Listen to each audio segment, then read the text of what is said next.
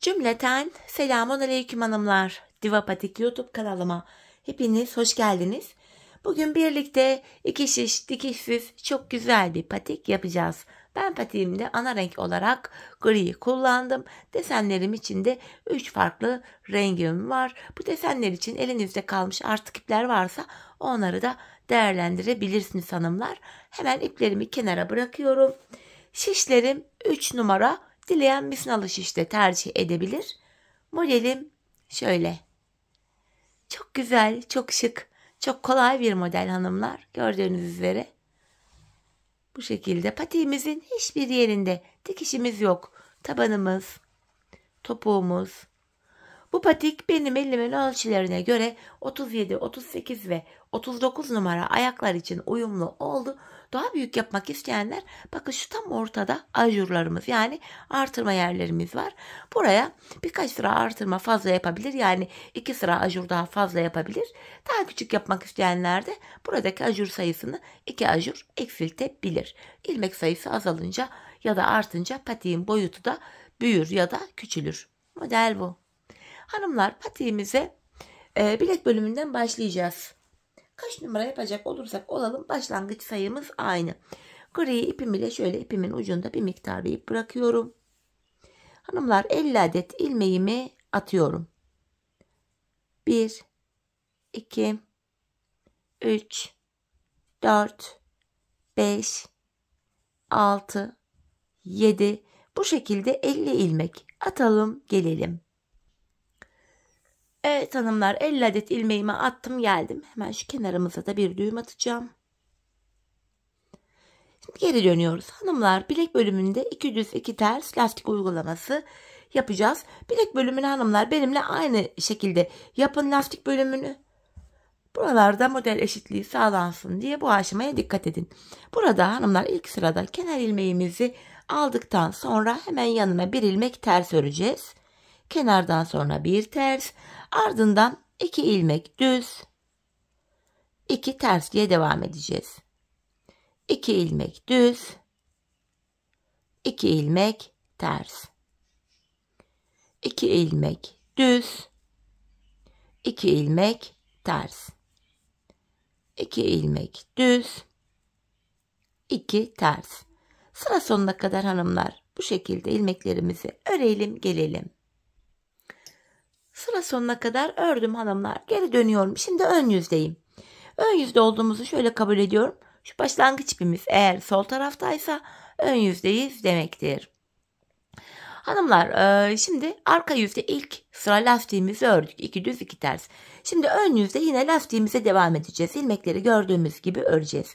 Kenar ilmeğimi aldıktan sonra hemen önünde bir düzüm var. Düz örüyorum. Yanında 2 ters ilmeğim var. Ters örüyorum. 2 ilmek düz örüyorum. 2 ters.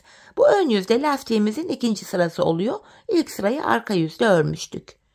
İlmekleri gördüğümüz gibi 2 düz 2 ters öreceğiz sıra sonuna kadar. Ardından geri döneceğiz. Arka yüzde yine ilmekleri lastik olarak gördüğümüz gibi öreceğiz. 3 olacak. Ön yüzde tekrar devam edeceğiz. 4. Arkada yine yapacağız 5. Bu şekilde toplam 6 sıra lastiğimiz olana pardon 7 sıra lastik öreceğiz hanımlar. 7 sıra lastiğimiz olana kadar bu bölümü öreceğiz. Daha çok bot patik tarzı yapmak isteyen varsa da hanımlar burayı 7 sıra değil de hani 15 sıra yapabilir, 17 sıra yapabilir, 13 yapabilir. Artık tamamen sizin isteğinize bağlı değişebilir. Şuradaki yükseklik. Ben 7 sıra yapmak istedim. Bu şekilde patiğimizin bilek bölümünü tamamlayalım. Ardından buluşalım. Evet hanımlar ben 7 sıra lastik örgümü ördüm geldim. Şimdi artırmalarımıza başlayacağız. Ön yüzde arka yüzde gri ipimizle öreceğiz. İlk sırada öncelikle hanımlar şimdi 50 ilmeğim vardı. Ortadaki tam 2 ilmek üzerinden artırmaları yapacağız. 2 ilmeğin sağından ve solundan. 50'den 2'yi çıkarınca 48 kalıyor. Yanlara 2 ilmek ayırınca 24'er ilmek düşüyor. Öncelikle burada ön yüzde düz arka yüzde ters örgü uygulaması yapacağım. Şu anda ön yüzdeyim. Kenar ilmeğim ile birlikte toplamda 24 adet ilmeğimi ön yüzde düz olarak öreceğim.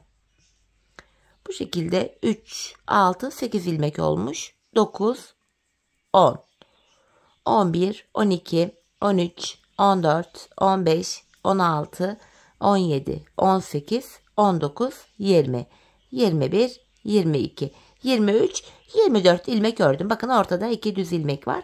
Hemen bu iki düz ilmeğin sağından artırmamı yaptım. İpimi şişime doladım. Aradaki 2 düz ilmeği düz ördüm. Ardından hemen artırmamı yaptım. Artık bu 2 ilmek üzerinden model bitene kadar artırmaları yapacağız. Bu 2 ilmekten hemen önce ve 2 ilmekten hemen sonra. Ajur şeklinde artırmaları yaptık. Şimdi kalan 24 ilmeğimi öreceğim. Sayarak gidelim. Sizler de ilmek sayısından emin olun. Birinci ilmeğim 2, 3, 4, 5, 6, 7, 8, 9, 10, 11, 12, 13, 14, 15, 16, 17, 18, 19, 20, 21, 22, 23, 24. Ön yüzde artırmayı yaptık.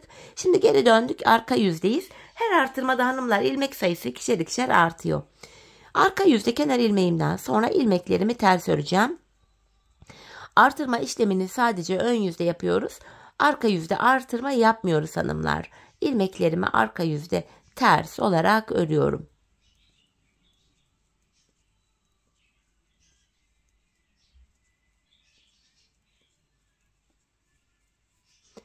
Bakın artırma yaptığım ilmeğime geldim. Bunu da yine ters örüyorum. Aradaki 2 ilmeğim ters. Diğer artırma yaptığım ilmeğimi de ters ördüm. Kalan ilmeklerimi de yine sıra sonuna kadar ters olarak örüyorum.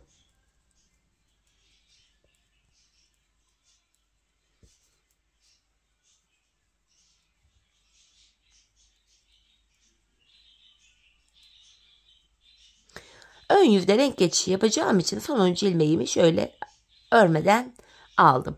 Şimdi ön yüzdeyiz hanımlar, modelimizi kuracağız. Ben ilk modelimi sarı ipimle kurmuştum. Şimdi sarı ipimi alıyorum elime. İlmeklerimizi hanımlar şu an ön yüzdeyiz. Sarı ipimiz ile öreceğiz. Kenar ilmeğimi örerek başladım. Hemen ikinci ilmeğimi de ördükten sonra sarı ipimin ucunu burada düğümleyeceğim. 4 sıradan oluşan modelimiz hanımlar. Şimdi modelde ön yüzde birinci sıradayız. Yine ortadaki ön yüzdeyiz şu anda. Ortadaki bakın 2 düz ilmek, yeri belli. Ajurların aralarındaki ilmekler. Bu ilmeğime kadar ilmeklerimi düz öreceğim. Burada haroşa yapacağız hanımlar. İlmeklerimi ön yüzde ve arka yüzde düz örerek haroşamı elde ediyorum. Modelimizde ön yüzde birinci sıramız. Bu şekilde ilmeklerimi öreceğim. Ortadaki 2 düz ilmeğime kadar öreceğim. Modelde birinci sıramız hanımlar. Bakın ortadaki 2 ilmeğime kadar geldim. Hemen buraya artırmamı yine yapıyorum. Aradaki 2 düz ilmeğimi düz ördüm. Tekrar artırmamı yapıyorum. Kalan ilmeklerimi yine burada düz olarak örüyorum.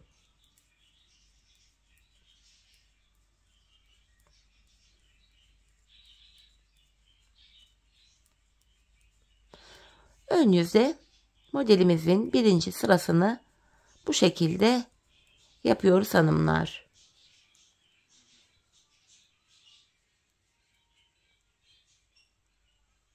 Sonuncuyu da ördüm.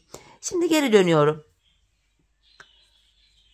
Arka yüzdeyim. Kenar ilmeğimi aldım. Arka yüzde ilmeklerimi yine düz öreceğim. Sarı ipimizle bir diş haroşa düşecek. Arka yüzde ikinci sıramız. Bu artırma yaptığım ilmeğe kadar bu şekilde düz öreceğim. Model kurulumunu yapıyoruz hanımlar.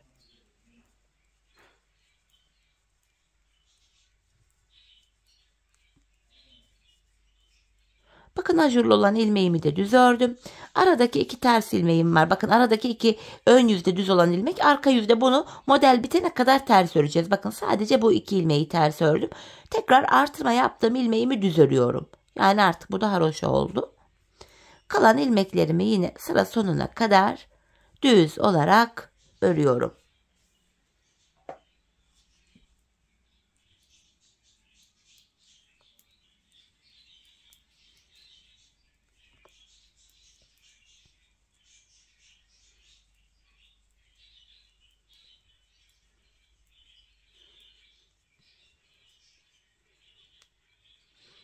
Sonuncuyu da ördüm. Şimdi geri dönüyorum hanımlar. Ön yüzde modelde 3. sıramız, artık ajurlu desenimizi bu sırada kuracağız. Desenimize şöyle başlayacağız hanımlar. Bu desenimize şu şekilde başlıyoruz. Kenardan sonra bakın kenar ilmeğimi aldım. Kenar ilmeğinden sonra 2 ilmek düz öreceğim. 1, 2. Ajurlarımı yapmaya başlayacağım şimdi.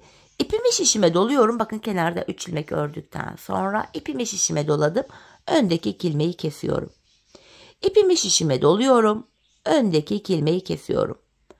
İpimi şişime doladım. Öndeki 2 ilmeğimi kestim. İpimi şişime doladım. Öndeki 2 ilmeğimi kesiyorum. İpimi şişime doladım. Öndeki 2 ilmeğimi kesiyorum.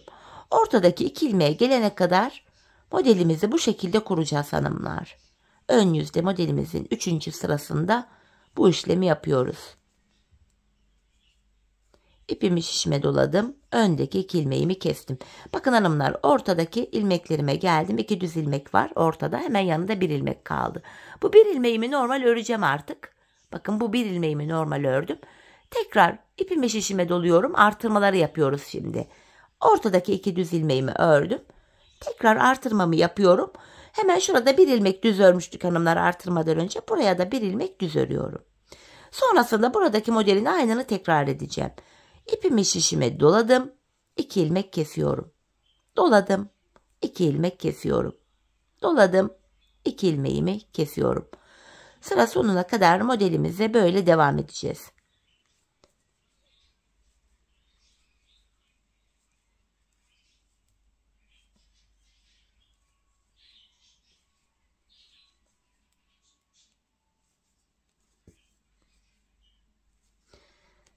Doladım. Öndeki 2 ilmeği kestim. Bakın son 3 ilmek kaldı. Bu ilk başta da ilk 3 ilmeğimizi normal örmüştük.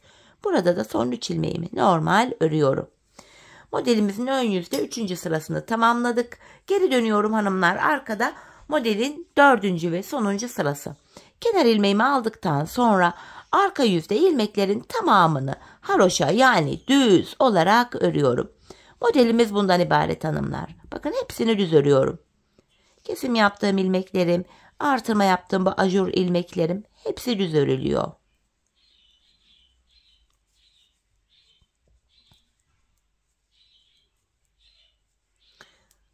Hemen ortadaki bakın 2 ilmeğime kadar artırma yaptım. Hani 2 ilmek sağından ve solundan buraya kadar düz ördüm. Bu ortadaki 2 ilmeği arka yüzde ters örüyorum. Yine yanındaki ilmeklerin tamamını düz olarak sıra sonuna kadar örüyorum hanımlar. İlk modelimizi bu şekilde yaptık. Modelimiz bundan ibaret hanımlar. Devam edeceğim yine. Sıra sonuna kadar ilmeklerimi örüyorum.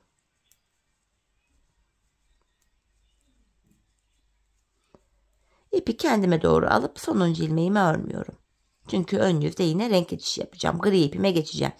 Bakın hanımlar, modelimizin ilk sırasını bu şekilde oluşturmuş olduk. Desenimiz bu. Ben şimdi sarı ipimi keseceğim hanımlar. Siz aynı iple devam edecekseniz kesmenize gerek yok. Ben bir sonraki modelde farklı renk kullanacağım için ipimi keseceğim. Bu nedenle şimdi gri ipime geçiyorum. İlk 2 ilmeğimi ördükten sonra artık sarı ipimi keseceğim. Dediğim gibi siz 2 renkli olarak da çalışabilirsiniz. O zaman ip kesmenize de gerek kalmıyor. Hemen ipimin ucunu buraya düğümlüyorum. 2 tane düğüm attım. Şimdi hanımlar ön yüzdeyiz. Bu gri ipimizle model kurulumu yapmıyoruz. İlmeklerimizi ön yüzde düz, arka yüzde ters olacak şekilde örüyoruz. Tabi ortadaki 2 ilmeğin sağından ve solundan artırma yapmayı da unutmuyoruz. Sarı ipimin ucunu şöyle atlatarak gizleyerek getirdim buraya kadar yine. İlmeklerimi düz örüyorum. Ortadaki 2 ilmeğime kadar öreceğim. Bu şekilde düz örüyorum. Dediğim gibi gri ipimizle model kurulumu yok.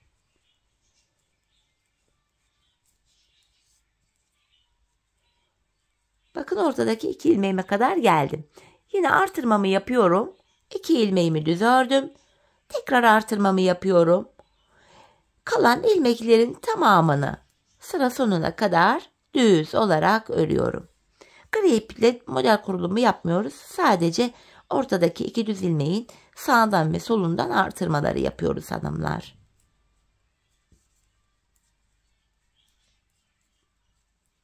Bu gri ipimizle ilk sıramız. 6 sıra öreceğiz hanımlar. Şimdi arka yüzde ikinci sıra.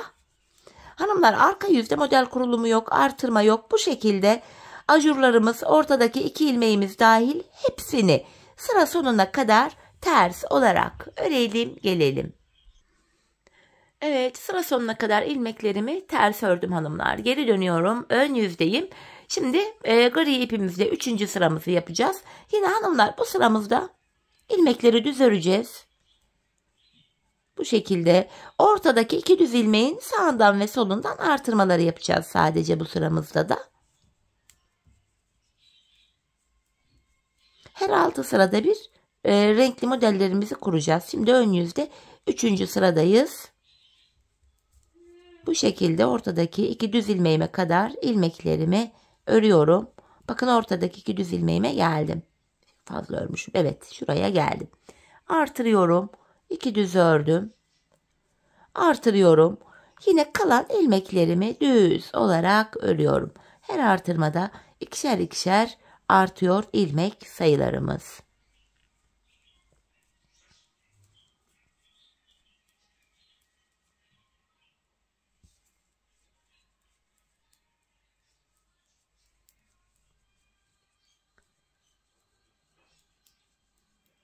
Sonuncuyu da ördüm. Şimdi geri dönüyorum hanımlar. Arka yüzdeyim. Modelde 4. sıram. Bu sıramızda kenar ilmeğimi aldıktan sonra yine ilmeklerin tamamını sıra sonuna kadar normal ters olarak örelim gelelim. Sıra sonuna kadar ördüm geldim hanımlar. Şimdi tekrar geri dönüyorum. Ön yüzde 5. sırayı yapacağız. Yine artırmalarımızı yapacağız hanımlar. Ön yüzde ilmekleri ortadaki 2 düz ilmeğime kadar öreceğim düz olarak. Model aralarında bu şekilde 6 sıra gri ipimiz ile örüyoruz.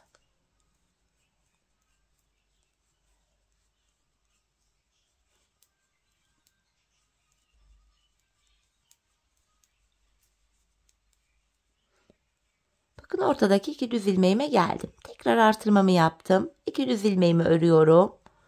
Yine artırmamı yaptım. Kalan ilmeklerimi sıra sonuna kadar yine düz olarak örüyorum.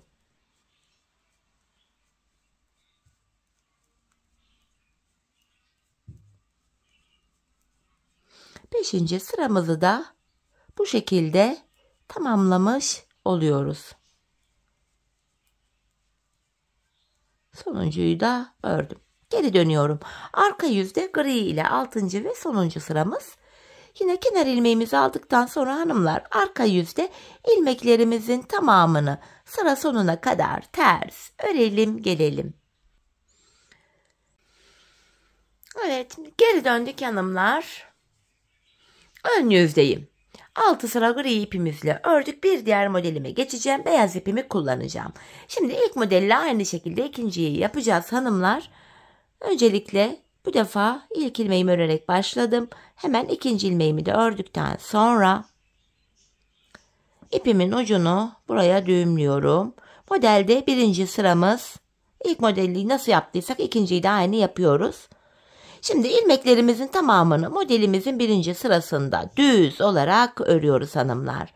Ortadaki 2 ilmeğe kadar yine ilmeklerimi düz öreceğim.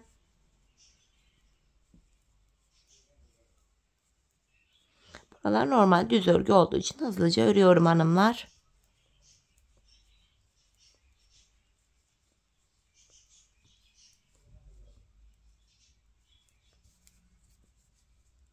Bakın ortadaki 2 ilmeğime kadar ördüm. Yeniden bakın artırmamı yapıyorum. 2 düz ilmeğimi örüyorum. Tekrar artırmamı yapıyorum. Hanımlar kalan ilmeklerimizi yine sıra sonuna kadar düz örelim gelelim. İlmeklerimi ördüm hanımlar. Şimdi geri dönüyorum. Arka yüzde modelde 2. sıradayız. Bu sıramızda da kenar ilmeğimizden sonra ilmeklerimizi tekrar düz öreceğiz. İlk modelde olduğu gibi bu şekilde. Hanımlar arka yüzde yine hepsi düz örülecek. Sadece şu ajurlar dahil düz örülecek artırmalar. Sadece ortadaki bu 2 ilmek ters örülecek. Bu şekilde sıra sonuna kadar örelim. Modelimizin ikinci sırasını tamamlayalım. İlmeklerimi ördüm geldim hanımlar. Şimdi geri dönüyorum. Ön yüzde modelde 3. sırada ajur kurulumunu yapacağız. İlk modelimizi yaparken kenar ilmeği ile birlikte toplam 3 ilmek örmüştük sarı modelde. Bu defa kenar ilmeğinden sonra 1 ilmek örüyorum. Yani kenara 2 ilmek ördük. Modeli böyle kuracağız. İpimi şişime doluyorum. Öndeki 2 ilmeği kesiyorum. İpimi şişime doluyorum. Öndeki 2 ilmeği kesiyorum. Bu şekilde ortadaki 2 düz ilmeğe kadar devam edeceğiz. Artır kes yöntemi. Artırıyorum, kesiyorum. Artırıyorum, kesiyorum. Gayet kolay bir model. Çok da gösterişli.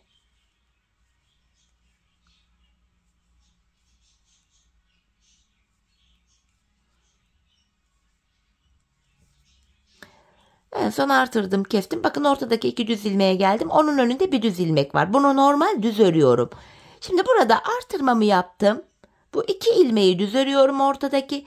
Tekrar artırmamı yaptım. Hemen burada da 1 ilmek düz ördükten sonra modele devam ediyorum. Artır, kes. Artır, kes. Artır, kes. Artır, kes. Son 2 ilmeğim kalana kadar modelimi kurmaya devam edeceğim bu şekilde.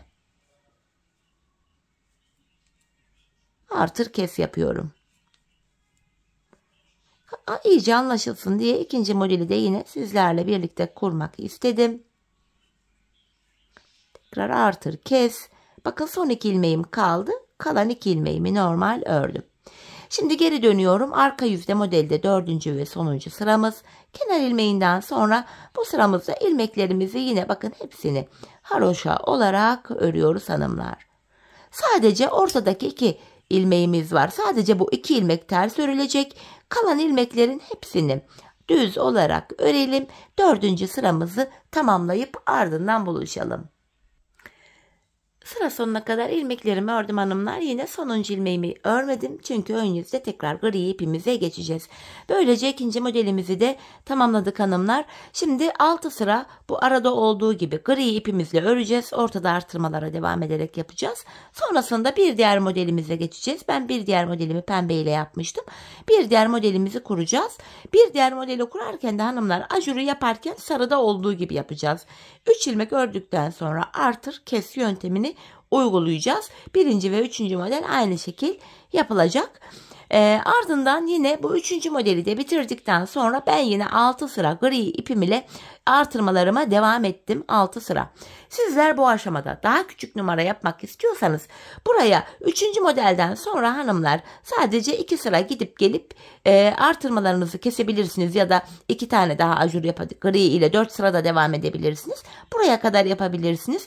Ben daha büyük yapmak istiyorum diyenler varsa da bu 3. model bitince gri ile 6 sıra değil de 10 sıra dolaşabilirler. Ya da dileyen buraya bir model daha kurabilir şu modellerden. Büyük yapmak isteyenler ama ben dediğim gibi 3 modeli uygun gördüm. Çok kalabalık görünsün istemedim patiği. Bu şekilde yaptım. Ayak boyutunu bu şekilde ayarlayabilirsiniz. Ve bu zamana kadar da hanımlar artırmalardan sonra benim toplam ilmek sayım 82 oldu. Ben 82 ilmek olana kadar artırmalara devam ettim. Gördüğünüz üzere benim ölçülerime göre de bu sayı tam oldu. Şimdi hep birlikte ölçülerimize göre patiğimizin bu bölümünü tamamlayalım hanımlar. Ardından buluşalım. Birlikte tabana geçiş yapacağız. Evet hanımlar modelimizi tamamladım. Geldim buraya toplam 3 tane modelimi bakın yaptım. 3. modelden sonra yine ön yüzde düz arka yüzde ters 6 sıra gri ipimle ördüm. Artırmalara da devam ettim. Şimdi burada benim hanımlar toplam 82 adet ilmeğim oldu. Daha küçük yapmak isteyenler dediğim gibi buraya 6 sıra değil 2 sıra örüp bırakabilir. Daha büyük yapmak isteyenler bu bölümü daha da uzatabilir. Devam edebilir artırmalara. Şimdi artırma işlemi model kurulumu bitti. Patiğimizde hanımlar bu bölümde haroşa örgü yapacağız. Ben haroşa örgüyü videonun Başında da dediğim gibi hem ön hem arka yüzde düz örgü örerek elde ediyorum. Şimdi ön yüzdeyim. İlmeklerimi sıra sonuna kadar düz öreceğim. Ardından arka yüzde tekrar ilmeklerin tamamını düz öreceğim. Burada bir diş haroşamız olacak. Eksiltme ya da artırma yapmadan hanımlar toplam ilmek sayısı üzerinden haroşaları yapacağız. Buraya toplam 3 diş haroşa öreceğiz. Bakın patiğimizin şu bölümü. Şu kenar bölümü. Bakın şu ön bölümü. Şurası. Burada 3 diş yani 3 sıra haroşamız olması gerekiyor. Şimdi 3 sıra haroşamızı örelim gelelim. Ardından birlikte taban kesimine başlayacağız. Evet hanımlar, buraya 3 diş haroşamı ördüm geldim. Şimdi tabana başlayacağız. Tabanda ilmek ayrımı şu şekilde yapılacak. İlmek sayınız kaç olursa olsun hanımlar. Buruna öncelikle 6 ilmek ayırıyorum. Toplam ilmek sayısından buruna ayırdığım 6 ilmeği çıkaracağım. 82'den 6'yı çıkartınca geriye 76 ilmeğim kalıyor. 76 ilmeği de iki yana paylaştırdım. Geriye yanlara 38'er ilmek düşüyor. Hani ayrım bu şekilde yapılacak hanımlar. Sayılar böyle ayarlanıyor. Tabanımızı yapabilmek için öncelikle bu ilk kenardaki 38 ilmeğimizi örmemiz lazım. Bu şekilde ikinci ilmeğim 3, 4, 5, 6, 7, 8. Bu şekilde 38 adet ya da sizin kaç ilmeğiniz oluyorsa kenara düşen bu kadar sayıdaki ilmeğimizi örelim gelelim.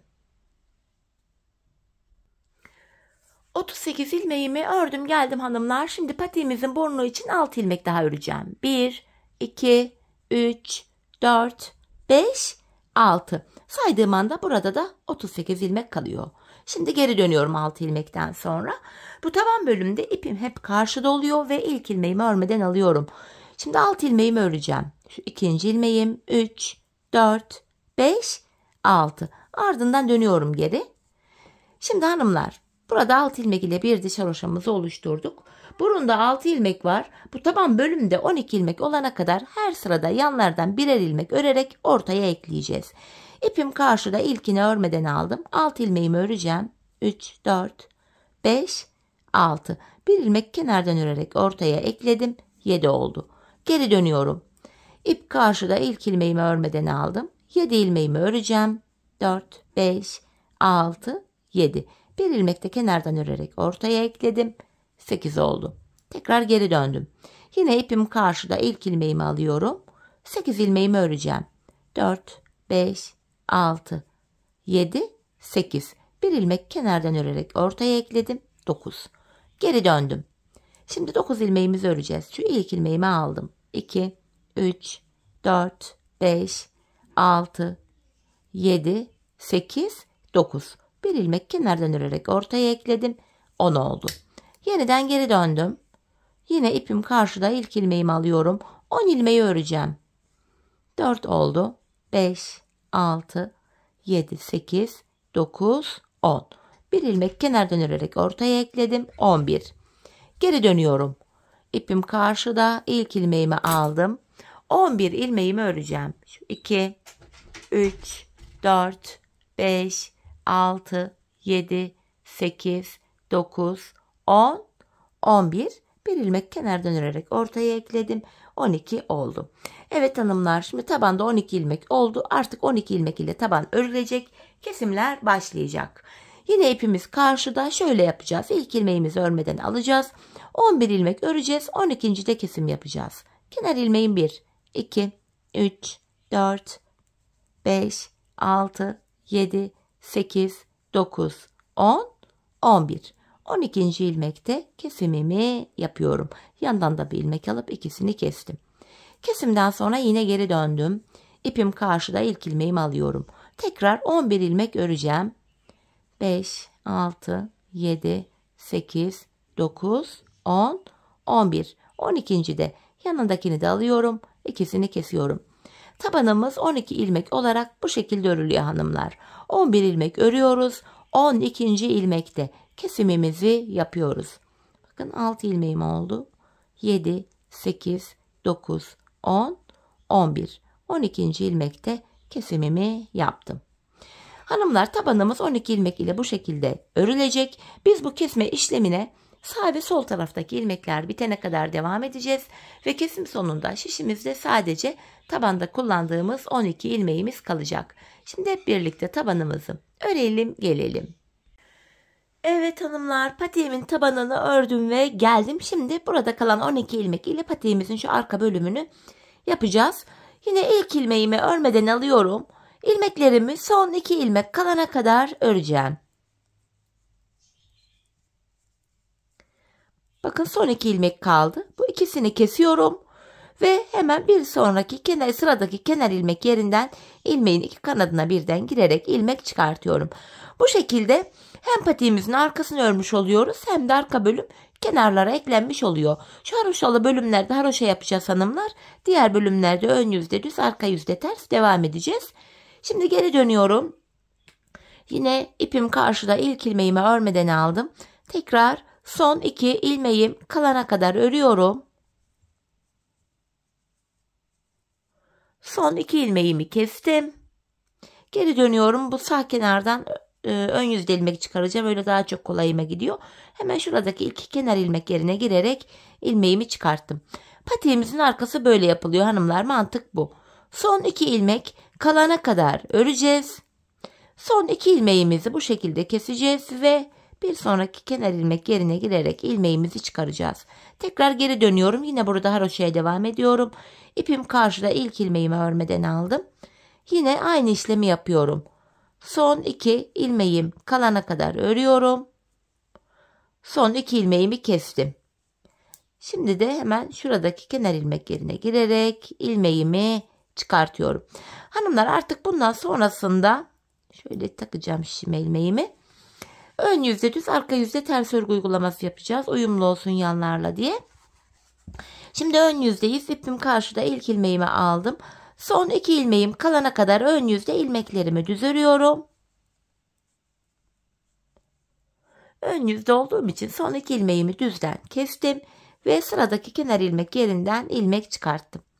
Geri dönüyorum hanımlar, arka yüzdeyim. Kenar ilmeğimi örmeden alıyorum. Bu defa ip benden tarafta. Arka yüzde olduğum için ilmeklerimi ters öreceğim. Yine son 2 ilmeğim kalana kadar ters olarak örüyorum. Son 2 ilmeğimi tersten kesiyorum. Geri döndüm ve hemen bir sonraki kenar ilmek yerine girerek ilmeğimi çıkarttım. Ön yüzde düz, arka yüzde ters, bu şekilde yapacağız. Tekrar ön yüzde ilmeklerimi örüyorum.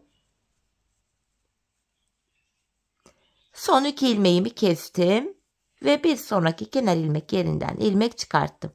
Geri dönüyorum, arka yüzdeyim. Kenar ilmeğimden sonra ilmeklerimi ters örüyorum.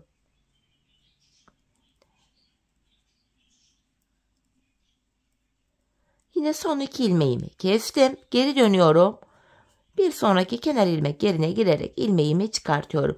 Bu şekilde ön yüzde düz, arka yüzde ters örmeye devam edeceğiz hanımlar. Ta ki şu lastik bölüme gelene kadar. Bakın şuraya sarı kenar ilmek yerleri var. Onun üzerindeki en son birer tane gri kenar ilmek yerlerinde öreceğiz bu şekil. Sonra bu bölümde lastik uygulaması yapacağız hanımlar. Bakın bu şekilde. Şimdi bu lastik bölüme kadar patiğimizin arka bölümünü bu şekilde ön yüzde düz, arka yüzde ters örelim gelelim. Evet hanımlar, patiğimin arka bölümünü şu lastikli bölümlere gelene kadar ördüm. Şimdi burada lastik uygulaması yapacağız. Yine 2 düz 2 ters. Burada en son kenardan ilmek çıkartmıştım. Bu ilmeğimi alıyorum. Hemen yanına 2 ilmek düz, 2 ters, 2 ilmek düz, 2 ters.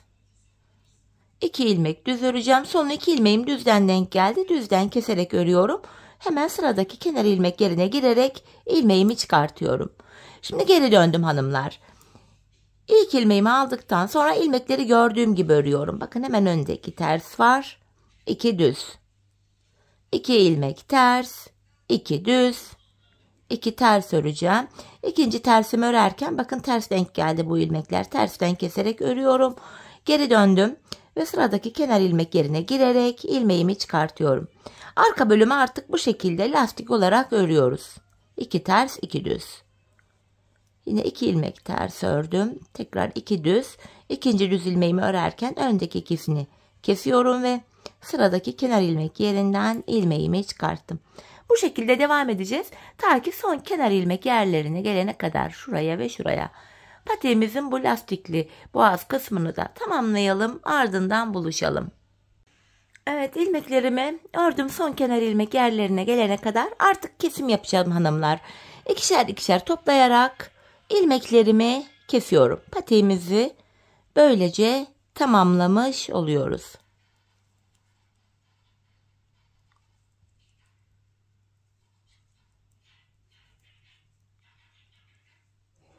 Son ilmeğim kaldı, onu da kestim. Şu kenarda tümsek bir görüntü oluşmasın diye hemen dibine batarak dibine batarak burayı düzlüyorum. 2 tane de zincir çektim. Artık patiği tamamladık. İpimizi de kesiyorum. Başladığımız yerde patiğimiz bitti hanımlar. Bakın, başlangıç ipimiz buradaydı. Bitiş ipimiz de yine aynı yerde. Hemen bu iplerimin uçlarını şöyle zincir tekniğiyle düğümleyerek gizliyorum. Daha sıkı, sağlam oluyor. Hem ayağı giydikten sonra bu ipler dışarı çıkmaz. Temiz bir görüntüsü oluyor. Evet. Uçlarımızı bu şekilde gizliyoruz.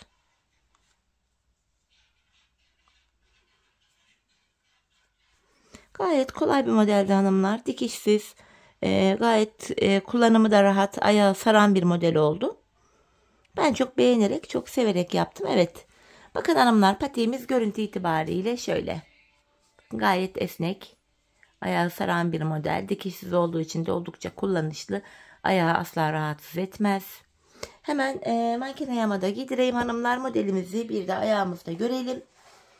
Ben çok beğenerek, çok severek yaptım. Umarım sizler de patiğinizi benimle birlikte beğenerek, severek yaparsınız. Yapacak olanlara da şimdiden kolay gelsin diyorum. Evet, patiğimizin ayaktaki duruşu da bu şekilde. Modelimiz, işte tabanımız hanımlar, topuğumuz, yandan duruşu. Model bu. Evet hanımlar, yine birlikte güzel bir modelin daha sonuna geldik. Umarım sizlere faydalı, hoş bir video olmuştur.